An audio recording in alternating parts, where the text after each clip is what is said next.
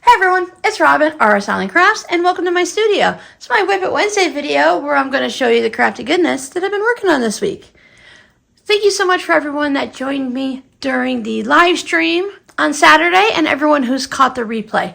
I really appreciate it because I know it was the big International Jelly Roll Day and there was so many other people that were doing live streams and actually showing jelly roll projects while I showed you how to make a Quilt As You Go Christmas stocking. I'm really happy with the way this turned out. I used the Kitty Christmas, a charm pack by Urban Chicks, and the Quilt As You Go square stocking that had the pre-printed batting. So we were able to make a reversible stocking that can be hung in either direction depending on what you like. Seems some people like the toe to go to the left and some people that like the toe to go to the right. I think I'm a right, but then if I think about it, well, maybe I'm the left. I think I'm a right. I can always talk myself out of anything or talk myself into it, which makes me my best friend and worst enemy all at the same time, right? Apparently, YouTube likes the International Jelly Roll Day also, or the fact that more people were live. I don't know what it was, but YouTube had this glitch where people were getting ads every few minutes.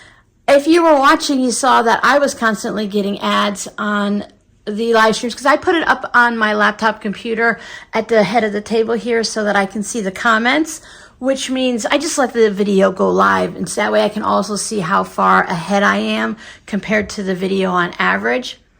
So even I was getting ads. I have never received ads before while doing a live stream, so that was kind of interesting.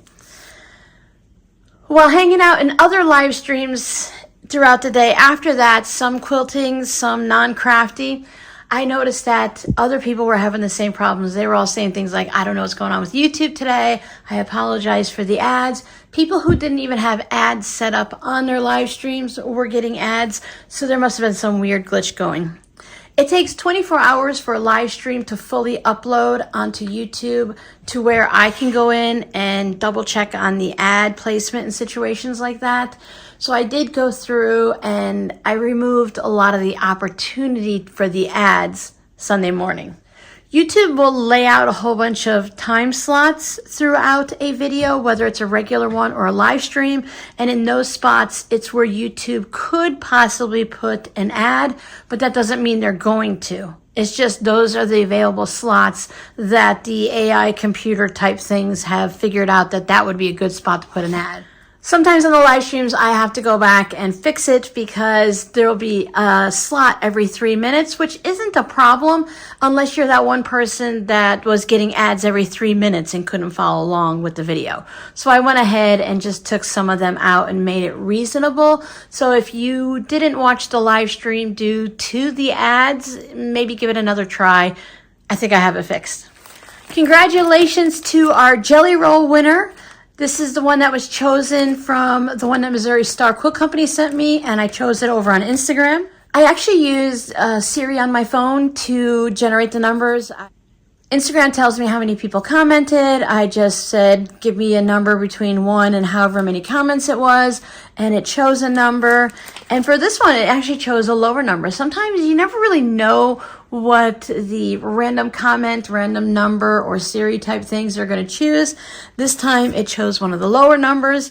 I normally see it choosing some of the larger ones that are like a last minute entry and stuff. So it was kind of fun, and it was one of our peeps from here, so that's always exciting. So congratulations. By the time you see this video, it might actually be in your hands and you'll be able to create something wonderful. Thank you for everyone that took advantage of my little quick flash sale on Thursday into Friday. I really appreciate it when you guys go to the Etsy shop and purchase some of my items because that leaves me more room to make more items. This stocking will be going into the shop. It does have a little hanger on it and it has a white lining. As I said, you can hang it either way. It's reversible. And I have a little over half of the charm set that I can go ahead and use for another project. I have put the RS Island Crafts very first inaugural, I guess we could say, advent boxes. Those are in my shop. To start out this year, I made 4 advents. I listed 3 of them as regular advents, and then the last one I split in half so that you could choose from the 1st to the 12th or the 13th to the 24th, and it's the same exact items that are in the regular advent on the same exact days. I just at the last minute, I'm like, hey, maybe I'll split it in half for those people that don't want the full advent or who aren't interested or able to spend the entire amount. I'm really looking forward to everyone opening up their boxes because I won't know how successful this was until everyone opens up their boxes and lets me know that I do a good job picking out things. Should I do it the same next year? Because if it goes over really well, maybe next year I'll do a couple more boxes. Friday's tutorial was for the envelope pillow cover. So I previously made the quilted heart pillow cover. You saw this one earlier in the year, but I was saving it for one of these types of tutorials. So we turn this one into the simple envelope style with just one piece of fabric on each side where it overlaps, and then you could put your pillow form inside. I love them like this, as I mentioned in the video, because you can just store them flat like this. You can put them in a plastic storage bin or something. If you have some type of container like that, you might even be able to find one of those wreath containers because they do have some square ones and round ones for garlands and wreaths and stuff, or just the regular old plastic like Sterilite containers and Rubbermaid and stuff like that. I like to do the shopping for those plastic containers at Target because they usually have a good variety. I actually have one that is about this size, but a little bit longer, that I use to store projects like this and mini quilts that are in the shop. This one will be going in the shop. I'll probably do a little shop update later this week with all of the items that I've worked on. Now with my patrons and I, we worked on this fun fall project. You may have noticed when I do the Patreon projects, I tend to make 2 of them because I like the mini quilts. This time I only made 1 and I was very disappointed. So I am pulling fabrics to make a second one so that I can have one also. This is from the Pat Sloan Button Club. So it is a free pattern online, or you really could kind of just wing this yourself and change it up. I really like being able to carry the front design or fabric over onto the back, so I feel like it's a nice cohesiveness and a nice little surprise to go with it. And I love the way this binding turned out for this project. I just wasn't sure what kind of binding I was going to use. I did want something striped. You guys know I love striped binding or scrappy binding, so I think this one worked out really well. And this one is actually from a baby fabric line that was meant for like giraffes and jungle animals and stuff like that. So I thought just kind of like a fun thing that I know what it is. Now you guys know what it is, but it's just a fun fabric to use as the binding. All of the fabrics from the front are from my scrap bin, so it is a great way to use up some scraps. Sometimes we collect our scraps and we don't know what to do with it, but we can always make some fun blocks. I think this block right here would be great to go ahead and turn it into a table runner, a quilt, you know, whatever you want to make. You can make a pot holder and stuff, but just adding the border around it just changes up the look of it really well. As always, your fabric choices is what changes the way a block looks most of the time anyways. So that's everything I worked on this week. I spent a bit of time looking for my 2025 planner. Then I spent a bit more time, and then another day, and I decided to finally just go ahead and order it. I like to have my planner here and ready to go way before the end of the year. I'm also sometimes afraid some of them are going to sell out because, like locally, some of the planners sell out rather quickly. I did pick mine up on Amazon because I just like to be able to window shop and see a variety of them. And now that I kind of have a better idea of what I like in a planner and how I plan on using it, that I can go ahead and just find the one I like.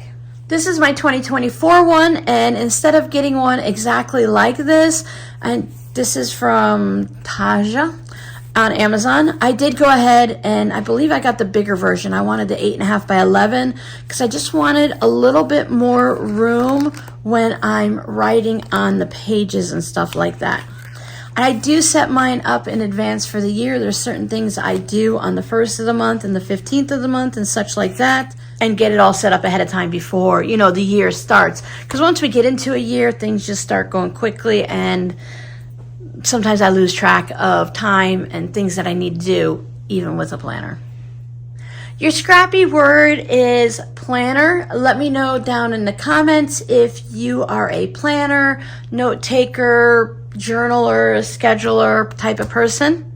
And I'd love to know what type of pens you use. I am really hooked on these Papermate flares right now. This is the medium tip. I love all the different colors. I love seeing the different colors. But I feel like this year I want to get a little bit more organized because I'm combining Patreon, YouTube, and Instagram. I thought about getting separate planners or separate calendars or something like that. Have one for a planner with the weekly things and one with the calendar.